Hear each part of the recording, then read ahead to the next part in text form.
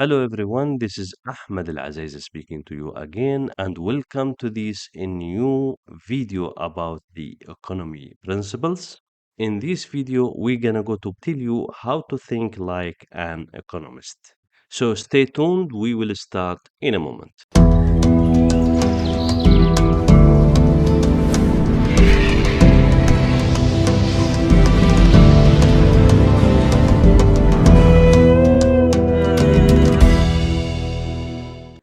The first thing I'm going to share with you the elements of the economy cycle, and then from there we're gonna go to understand how to think like an economist, and then we're gonna go to understand the economy tools and economy indicators.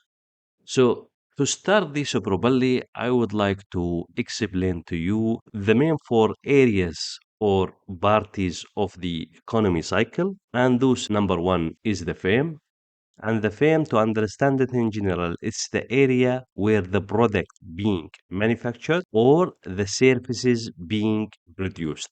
So those are the production companies or the factories for the services and the product. Then after that, we have the output market. And the output market is the area where we sell our final service or final product. So let's say that you are manufacturing cars, so you're gonna go to manufacture it in the frame, and that car will be transferred to the output market as a final product and then will be offered for the sale.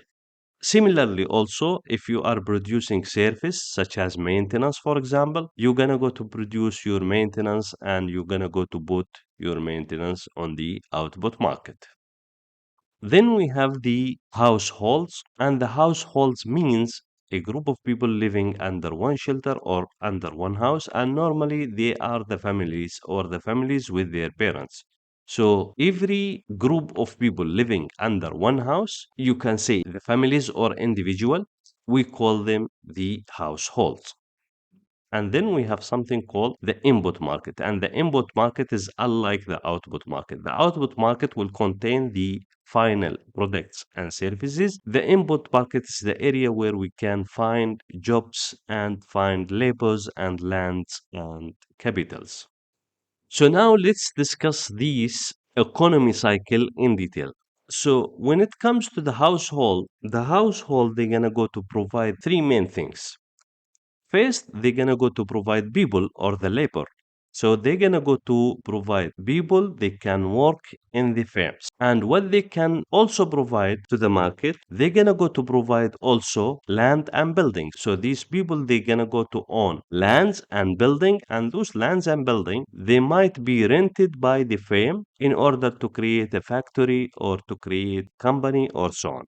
So these people they will provide labor, people, land, building, and capital. And when you say capital, they're gonna go to provide money, capitals to create factories and companies. Then these firm now what they will do, they're gonna go to make services and products. So they're gonna go to manufacture and they're gonna go to produce services, and those services and products will go to the output market.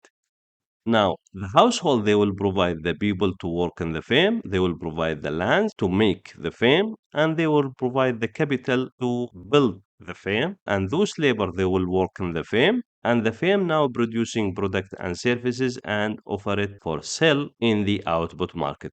Then in the output market, these product and services will be offered to the household and they will be bought by the household. So you see, these people they are creating the firm, and the products and the services from the firm goes to the output market, and these people again they are purchasing these products and services. So now this is how the service and products being produced and circulate within this cycle. So now I would like to show you how the money circulate in this cycle as well, so you can understand the economy cycle properly.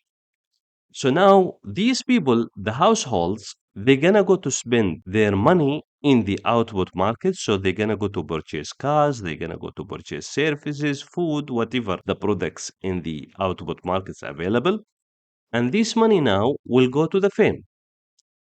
Now we call this money in this area, it's the spending because it's the spending from the household in the output market. However, between the output market here and the fame, we call that money expenditure. Expenditure, why? Because you're gonna go to give money for certain product and you're gonna go to have that products available on the output market. So we call that expenditure. So here it's called spending, here it's called expenditure. Then that money goes from the fame to the input market as a salary, rent, and income and profit, and will go to the household. Remember that the household they have given people, so instead from the fame they are taking salaries, and the household they have given lands and building, and instead from the fame they have taken the rent income, the price for that, and they have given also capital, then they are taking back the profit, and that profit goes to the household. So now you see that the household they work and they provide money and they provide the land for the fame, and the fame gives them back the money as a salary and rent and profit. So this is how the money circulate within the economy cycle, and this is how the productivity circulate within this business cycle. Now, since we have money in this cycle, we would like to understand who control this amount of money and how does this money being managed within this cycle. So, first of all, we need to understand that the central bank he provides the money supply and he identifies the interest rate for that currency as well. In the other hand, we have also the private banks. These private banks they can take loans from the central bank, and the central bank he can make money supply, and the money supply can be made through printing money and purchasing government asset, and we will speak about this in different video in details. So in this video we're gonna go to focus only on the economy cycle. So money supply and interest rate. Then the private banks, they can have the account saving, the deposits from the household, the account saving. These people, they can deposit their money in the private banks. And in this case, they will be like saving account. And now because this saving account can be used by the bank, now the bank will give instead of that interest rate for your saving. So you can have saving account and you take interest rate for your saving. Now, what does the private bank can do for the fame? So the private bank can provide them loans and he can take from them interest rate in their loans. So if you are owning a manufacturing company and you want loan from a private bank, yes, you can take your loan and you can create a factory. Then you need to retain that amount of money loaned with an interest rate identified by the central bank and the private bank. So normally this interest rate will be higher than this interest rate. So normally the private bank, they use your saving account, they give it to these people, they take extra interest rate, then they give you your interest rate with less value. Then the interest rate for saving account minus the interest rate taken from the loans, then that will be a profit of the private banks. Now we have another institution, which is the government, and the government job is to take tax from the household based on the income of the household, and they're gonna go to take tax from the fame. So they take tax, and why they need to take tax? Why the government they are interested in taking your money? That is because they have something called government spending. And the government spending means that the government will take the money from the people, have the money, and they will give it and distribute it to the people they have no money. And there is a way to spend that money. Maybe they're gonna go to provide the people they don't have health insurance, they're gonna go to provide them with the free health insurance. Maybe they're gonna go to provide the people they don't have cars, free transportation. Maybe they will make factories in the fame to produce a number of jobs.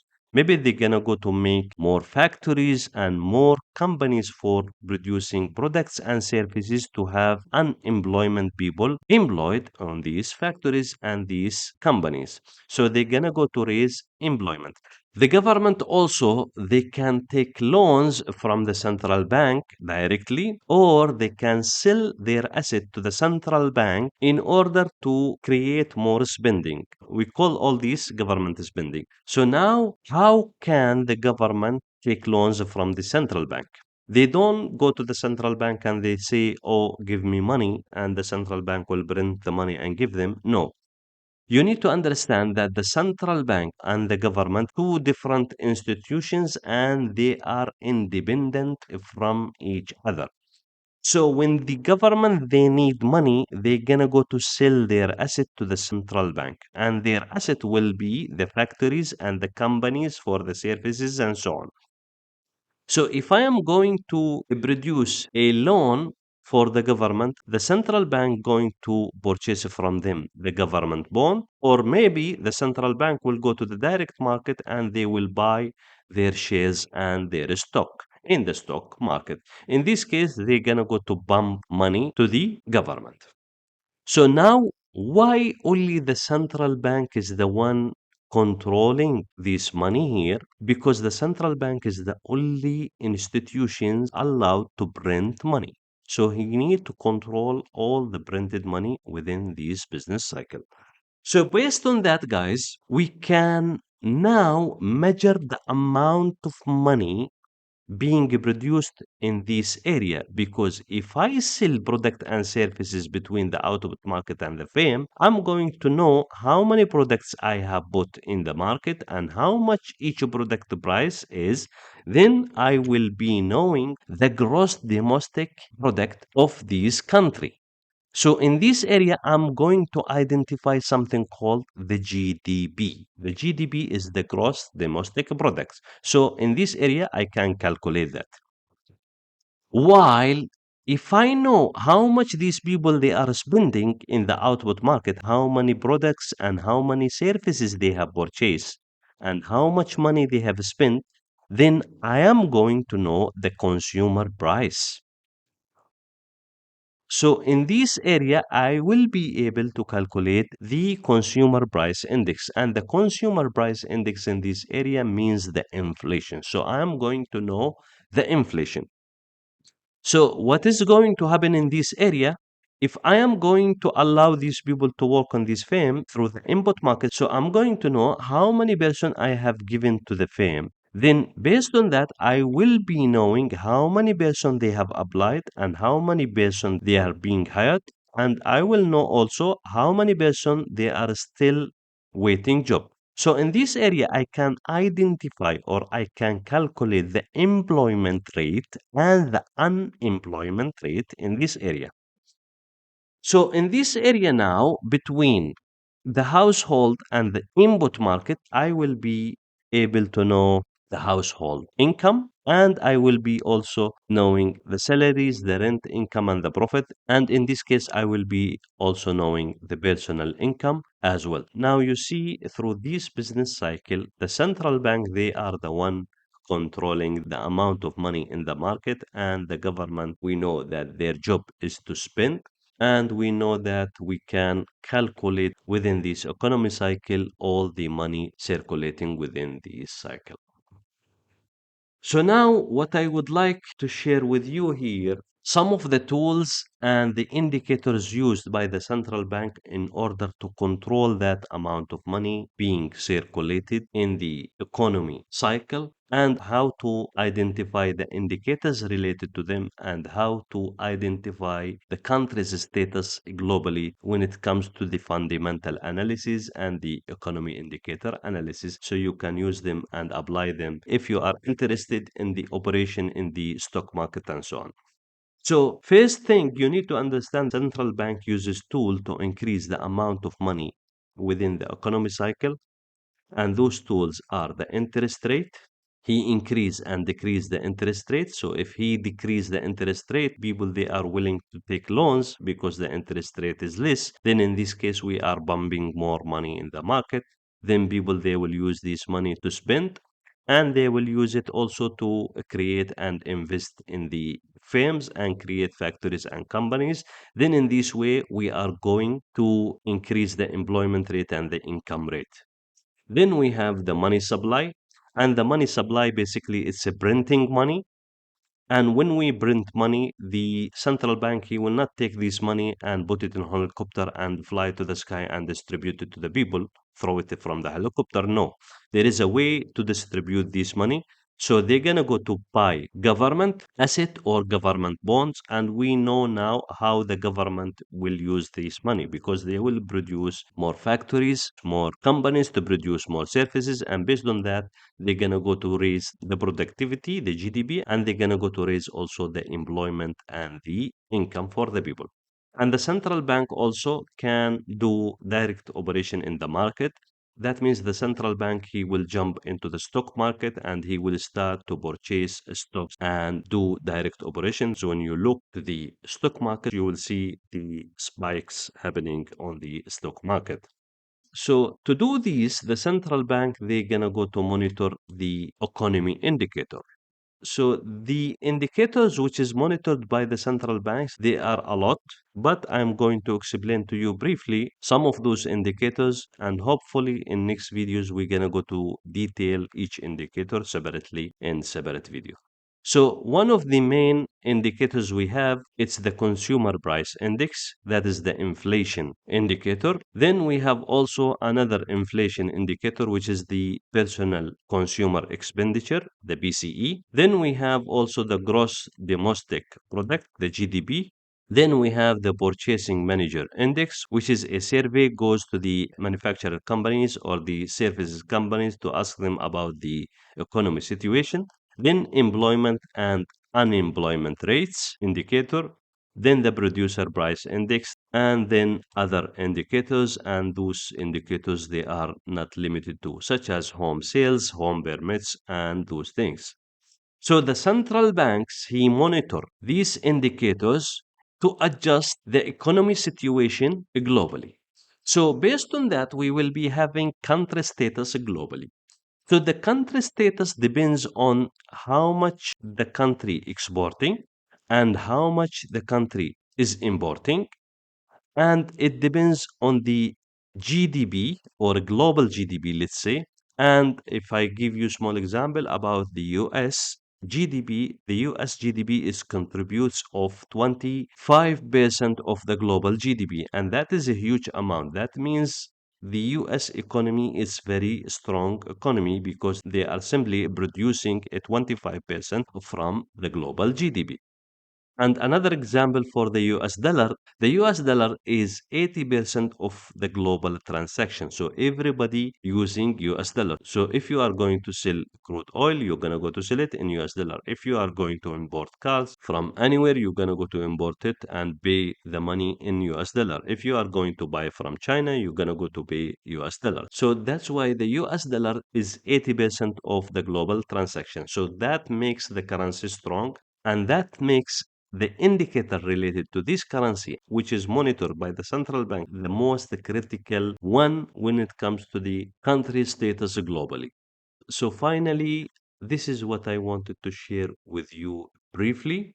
I hope that you all understood what does the economy cycle mean and what are the most important tools used by the central bank and what are the most critical indicators which is monitored by the central banks, and what does the country status means and what is the importance of your country currency as well.